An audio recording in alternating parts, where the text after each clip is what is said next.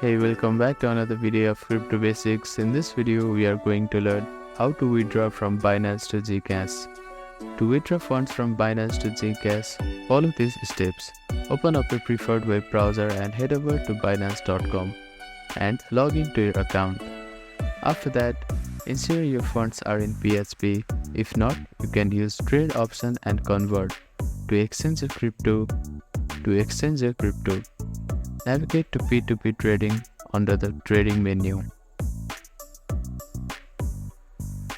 Now go to the payment settings and add Gcash as a payment method. Enter your Gcash account details like name, mobile number, etc. In the P2P trading section, select sale and choose the cryptocurrency you want to convert to PHP. Filter by Gcash in the payment method option. Wait for the buyer to transfer PHP to your Gcash account. Verify your payment, and once you confirm receipt, release the cryptocurrency in Binance to complete the transaction. Ensure your Binance account and Gcash are verified and only trade with reputable buyers on Binance P2P. Thank you for watching this video. Please do not forget to like, share and subscribe to our channel and comment down if you have any queries.